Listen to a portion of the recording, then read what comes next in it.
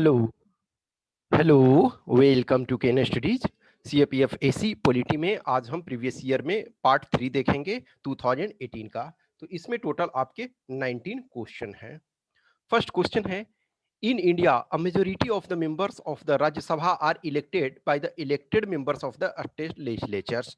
Yes, ये true है कि एक्सेप्ट 12 जो मेंबर्स होते हैं वो प्रेसिडेंट के द्वारा नॉमिनेटेड होते हैं, और उनको छोड़ करके बाकी सारे जो होते हैं स्टेट लेजिस्लेचर से मैक्सिमम, और कुछ जो हैं यूनियन टेरिटरी ऑफ दिल्ली और यूनियन टेरिटरी ऑफ पुदुचेरी इससे नॉमिनेटेड होते हैं। और जब आपका प्रॉपर तरीका से जम्मू एंड कश्मीर इसके पहले स्टेट था, लेकिन उसके बाद यूनियन टेरिटरी बन गया, तो वहां फिर प्रॉपर तरीका से विधानसभा ऑर्गेनाइज होगा, तो वहां से तो मेजोरिटी जो है स्टेट से आते हैं, कुछ आपके यूनियन टेरिटरी से, और कुछ जो होते हैं नॉमिनेटेड होते हैं। तो फर्स्ट स्टेटमेंट सही है। नेक्स्ट है, members of the Rajya Sabha elected by the state legislative assemblies need to have their domicile in the concerned states. ये पहले ये सिचुएशन था, लेकिन अभी जो है ये क्राइटेरिया हटा दिया गया है। अभी देखोगे कोई भी मेंबर्स है कहीं से भी, रूलिंग पार्टी में देखोगे कि कोई भी जैसे एस जयशंकर हैं और बहुत सारे मेंबर्स हैं जो कि लोकसभा के सदस्य नहीं हैं, तो लोकसभा के सदस्य नहीं है तो राज्यसभा में उन्हें किसी भी स्टेट से सेंड किया जाता है। पहले ये सिचुएशन होता था, जैसे मनमोहन सिंह जो थे आसाम से चुन करके आते थे, तो उन्हें आसाम का डोमिसाइल लेना पड़ता था। ठीक है, तो ये अब सिचुएशन खत्म हो गया है, तो ये फर्स्ट स्टेटमेंट सही है, सेकेंड स्टेटमेंट गलत हो गया है। ठीक है, तो इसका आंसर आपका सी हो जाएगा। Second statement, Sikkim became an associate state of the Indian union through. देखो ये यूपीएससी ने आंसर गलत दिया, आइदर वो व्हाटसोएवर मिस्टेक हुआ है, लेकिन यूपीएससी इसको मानती है। लेकिन एक्चुअल में क्या है कि कॉन्स्टिट्यूशन 35th अमेंडमेंट एक्ट 1974, इसके तहत जो है कॉन्स्टिट्यूशन में part 2A article 2A add किया गया। ठीक है, आर्टिकल 2 में एक पार्ट ऐड किया गया जिससे सिक्किम को एसोसिएट स्टेट बना दिया गया। लेकिन 36th कॉन्स्टिट्यूशनल अमेंडमेंट एक्ट के तहत 1975 में सिक्किम को फुल स्टेटहुड का दर्जा दे दिया गया। तो ये इसमें यूपीएससी ने ये माना, लेकिन ये गलत है, ये आपका एग्जैक्ट है। नेक्स्ट आपका है, which one of the following judgment is associated with the primacy of the Chief Justice of India and the Collegium of Judges in the appointment and transfer of the higher judiciary। Higher judiciary India में high court के और supreme court के जजेस जो भी हैं, high court और supreme court जो है हायर जुडिशियरी का पार्ट है। तो इनके ट्रांसफर प्रमोशन ट्रांसफर इनका, या फिर जैसे हाई कोर्ट के जज हैं उनका नॉर्मल जज से चीफ जस्टिस हाई कोर्ट के किसी भी, और या दूसरे हाई कोर्ट में ट्रांसफर, या फिर उनका प्रमोशन एलिवेशन सुप्रीम कोर्ट में, ये सब जो कॉलेजियम सिस्टम से होता है। तो उस कॉलेजियम सिस्टम में कह रहा है कि प्राइमेसी ऑफ सुप्रीम कोर्ट के चीफ जस्टिस जो हैं वो उनकी किस में दी गई है, तो ये आपका है SP Gupta versus president of India. देखो केशवानंद भारती, तो बी इसका आंसर हो जाएगा। केशवानंद भारती केस में जो है वो आपका बेसिक स्ट्रक्चर से संबंधित है, और जो है कि पार्लियामेंट का पावर क्या अमेंड करने का। Maneka Gandhi case, S R Bommai case, ये सब के सब जो है एक तरह से basic structure of the constitution से ही डील करते हैं। लेकिन एसपी गुप्ता में भी, एसपी गुप्ता भी बेसिक स्ट्रक्चर को डील करता है, लेकिन जो है कि इसमें है ये कि प्राइमेसी ऑफ चीफ जस्टिस का इसमें दिया गया, तो बी इसका आंसर। नेक्स्ट आपका, विच one of the following constitutional amendment has enormously strengthened the power of the speaker or chairman of the house of the parliament or a state legislature। अब देखो ये 61st amendment which reduced the voting age from 21 to 18, इससे जो आपके speaker या chairman को क्या power बढ़ता है, इससे कोई पावर उनका नहीं बढ़ता। Anti defection provision of 52nd amendment, yes, ये एंटी डिफेक्शन प्रोविजन, क्योंकि एंटी डिफेक्शन के अंतर्गत जो होता है कि कोई भी जो मेंबर हैं, इलेक्टेड मेंबर हैं, वो पार्टी के अगेंस्ट जाते हैं, या फिर इलेक्टेड वैसे मेंबर जो इंडिपेंडेंट जीते हैं किसी पार्टी को ज्वाइन करते हैं, या फिर नॉमिनेटेड मेंबर्स हैं वो आपके आफ्टर एक्सपायरी ऑफ 6 मंथ यदि किसी पॉलिटिकल पार्टी को ज्वाइन करते हैं तो उनकी सदस्यता समाप्त की जाती है। तो बहुत सारे ये एंटी डिफेक्शन के कारण जो है इनका, और एंटी डिफेक्शन का लॉ जो है वो आपका ये डिसाइड इशू करते हैं, वो चेयरमैन या स्पीकर करते हैं। Yes, in that in any case, पहले था कि जो कोर्ट है उसमें कोई इंटरफेयर नहीं करेगी, हम जैसे 2019 वाला क्वेश्चन में देखा था, लेकिन यदि उसमें कॉन्फ्लिक्ट होता है तो वो कोर्ट इंटरफेयर करेगी। ठीक है, तो ये आपका आंसर सही होगा, इसी ने इसको बनाया। फिर आपका पंचायत बॉडी वगैरह ये सबसे कोई मतलब नहीं है। फिर repealing of many of the provision, अब इससे हमको डायरेक्ट ये बताया नहीं गया है कि कौन सा प्रोविजन किया गया, लेकिन हमारे पास मोस्ट अप्रोप्रिएट है। नेक्स्ट है which one of the following committees of the parliament has no members from Rajya Sabha. तो ये देखो एस्टीमेट कमेटी में 30 मेंबर्स होते हैं और ऑल 30 मेंबर्स होते हैं एलएस से ही होते हैं, लोकसभा से ही होते हैं। नेक्स्ट आपका है which one of the following states does not find a mention in article 371 of the constitution of India. तो देखो 371 में कई पार्ट हैं, ठीक है, 371 ए बी सी डी करके हैं पार्ट हैं। तो उसमें मध्य प्रदेश का कोई जिक्र नहीं है, महाराष्ट्र का है, गुजरात का है, कर्नाटक का है, फिर आपके नॉर्थ ईस्ट के स्टेट्स का है, डिफरेंट स्टेट्स का है, लेकिन मध्य प्रदेश का उसमें कोई जिक्र नहीं है, तो इसका आपका बी हो जाएगा। नेक्स्ट आपका है who among the following is not associated to the governing council of NITI Aayog. तो prime minister ex officio chairman है, चेयरपर्सन है, तो ये होंगे ही chief minister of the state हैं, chief minister of union territory, ये सारे हैं, प्रेसिडेंट ऑफ इंडिया नहीं है, तो इसका बी आंसर हो जाएगा। नेक्स्ट आपका है which of the following statements about the constitution of india is are correct। the objective resolution was moved by Sardar Vallabh भाई पटेल। नो, जवाहरलाल नेहरू किया, जवाहरलाल नेहरू जी ने किया, ठीक है, तो जेएल नेहरू, तो फर्स्ट स्टेटमेंट गलत हो गया। B R Ambedkar served as the chairman of the drafting committee in his capacity as the law minister. Yes, law minister वो थे और उस लॉ मिनिस्टर की हैसियत से ही उन्होंने जो है बी आर अम्बेडकर जी ने वो आपके चेयरमैन ऑफ ड्राफ्टिंग कमेटी की भूमिका निभाई और एक तरह से इनकी जो भूमिका थी वो बहुत इंपॉर्टेंट थी। तो इसका आपका ओनली 2 करेक्ट है, तो बी इसका आंसर हो जाएगा। नेक्स्ट आपका है which one of the following statements about the constitution of India is correct. तो कह रहा कॉन्स्टिट्यूशन ऑफ इंडिया के संबंध में कौन सा करेक्ट है। तो it was framed between December 1946 and December 1949। Yes, ये आपका सही है। अब देखो, अब लगेगा ना कि आपका 26 नवंबर को बन करके तैयार हो गया, लेकिन उसके बाद भी आपके जो है अमेंडमेंट किए गए, ठीक है ना, तो मीन्स एडिशन किए गए। तो जो 26 नवंबर को जो हमने इनेक्ट किया, जो हमने ये अडॉप्ट किया, तो उसके बाद भी प्रॉपर तरीका से यदि लागू देखा जाए तो प्रॉपर तरीका से हमारा 26 जनवरी 1950 को लागू हुआ, लेकिन कुछ प्रोविजंस जो हैं वो आपके 26 नवंबर 1949 को ही हो गया। तो ये अब हम ये अभी देखते हैं। अब फिलहाल हमारे लिए ये ऑप्शन सही है, लेकिन हम दूसरा और ऑप्शन को देख लेते हैं। The draft of the constitution were discussed in the public meeting. No, ये कमिटी इसके बनाए गए थे, डिफरेंट कमिटी, जैसे कुछ कमिटी के थे आपके जवाहरलाल नेहरू थे, कुछ के आपके ये सरदार वल्लभ भाई पटेल थे, कुछ के आपके पट्टाभी सीतारमैया थे और बहुत सारे ऐसे ही वो बनाया गया। तो वो उसमें कमिटी बनी हुई थी और उस कमिटी में ये पब्लिक मीटिंग में नहीं की गई, तो सेकंड गलत हो गया। It is the shortest document. No, it is the longest document. It came fully into operation immediately after drafting was completed in December 1949। No, in fact जो एक्चुअल में ये नवंबर लिया जाता है, लेकिन दिसंबर में कुछ कुछ चीजें ऐड की गई इस वजह से। तो ये आपका 26 जनवरी को आया, 26 नवंबर को कुछ एक आया था, तो इसमें आपका मोस्ट अप्रोप्रिएट यही है, ए है जो करेक्ट है। नेक्स्ट आपका है over which of the following the Lok Sabha and the Rajya Sabha held joint sitting to resolve their differences. आप लक्ष्मीकांत यदि पढ़ोगे तो देखो 3 ऐसे टाइम आए जिसमें आपके ज्वाइंट सीटिंग जो है वो लोकसभा और राज्यसभा का किया गया अंडर आर्टिकल 108। तो ये आपका डाउरी प्रोहिबिशन बिल 1959, फिर the banking services commission repeal act bill जो है आपका 1978, और प्रिवेंशन ऑफ टेररिज्म बिल यानी कि पोटा जिसमें को कहते हैं, पोटा, ठीक है, तो ये 2002। इसमें लैंड एक्विजिशन वाले में नहीं हुआ, तो 1 2 एंड 3 ओनली हो जाएगा, तो सी इसका आंसर हो जाएगा।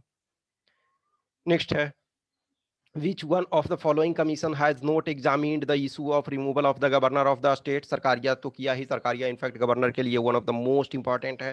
देखो ठक्कर ठक्कर कमीशन जो है इंदिरा गांधी एसेसिनेशन के लिए, ठीक है, एसेसिनेशन ऑफ इंदिरा गांधी में ये किया गया, तो यही आपका आंसर हो गया। तो ये आपका सेंटर और ये गवर्नर से संबंधित नहीं है, ये आपका क्या है, इंदिरा गांधी एसेसिनेशन केस से। एम एन वेंकट चेलिया, तो वेंकट चेलिया कमीशन जो था वो एम एन वेंकट चेलिया जो जस्टिस थे, उन्होंने क्या उनके लिए उनकी अध्यक्षता में जो आपका इंडियन कॉन्स्टिट्यूशन के 50 इयर्स जब लागू हुए हुए, तो उसको जांच करने के लिए कि क्या हमारा कॉन्स्टिट्यूशन राइट ट्रैक पे वर्क कर रहा है, क्या कॉन्स्टिट्यूशन में कुछ चेंजेस चाहिए। तो इसने भी जो है गवर्नर के बारे में ये जिक्र किया कि किस ढंग से गवर्नर को ये इशू को हटाने का जो होता है उस पर डिस्कस किया। और पंछी, तो पंछी कमीशन इनफैक्ट देखोगे सरकारिया कमीशन जो है पंछी कमीशन यहीं से स्टार्ट होता है कि सरकारिया कमीशन के रिकमेंडेशंस को सबसे पहले लागू किया जाए, ठीक है। तो पंछी, वेंकट चेलिया और सरकारिया जो है गवर्नर से रिलेटेड है, लेकिन ठक्कर जो है असैसिनेशन ऑफ इंदिरा गांधी, तो बी आंसर हो गया। नेक्स्ट आपका है which one of the following is the correct combination of languages included in the 8th schedule of the constitution of India. तो देखो इसमें है आपका संथाली, उर्दू, कोंकणी और मैथिली। तो ये आपका संथाली है, उर्दू है, कोंकणी है और मैथिली है। तो ये बी 22 आपका टोटल इसमें से 22 लैंग्वेजेस हैं। ठीक है, इनिशियली आपके 14 थे, फिर आपके 4 ऐड हुए, फिर 4 ऐड हुए, तो आपके 18 और 4 22 हो गए।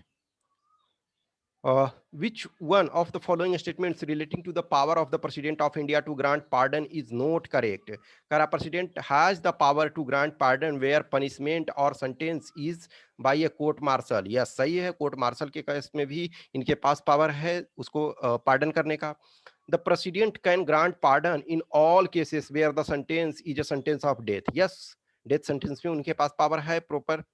The court's power of judicial review is very limited in relation to the decision of the president on mercy petition. Yes, ये भी सही है कि जो प्रेसिडेंट किस आधार पे उसको माफ करते हैं, एक्चुअली प्रेसिडेंट का ये अपना डिस्क्रिशनल पावर नहीं होता है, काउंसिल ऑफ मिनिस्टर ही एक तरह से मिनिस्ट्री ऑफ जो लॉ है वो मेनली डिसाइड करती है इस इशू पे। बट प्रेसिडेंट ऑफ इंडिया के नाम से ही होता है, तो इसमें जो है कोर्ट के लिमिटेड पावर है, तो सही है। नेक्स्ट है power to grant pardon by the president is the power that the sovereign never exercises against its own mandate. यानी कि कह रहा है कि जो पावर ऑफ ग्रांट है पार्डन करने का, तो ये एक तरह से वन ऑफ द डिफिकल्ट चीज है समझने के लिए। एग्जैक्ट मैं खुद इसमें प्रॉपर तरीका से इंटरप्रेट नहीं कर पा रहा हूँ कि एक्चुअल में ये क्या कहना चाह रहा है एग्जैक्ट टू द, क्योंकि लीगल ये टर्म है। ठीक है, तो the power to grant pardon by the president is the power that the sovereign never exercises against its own mandate. यानी कि जो उनके पास न्यायिक पावर दिया गया है, कह रहा कि उसके विरुद्ध कभी ये कार्य नहीं करते हैं। नो, ये if circumstances arises he can use the power, ठीक है, टू ग्रांट पार्डन। तो ये आपका डी जो है यही गलत है, बाकी आपके सारे सही हैं, तो डी इसका आंसर हो जाएगा।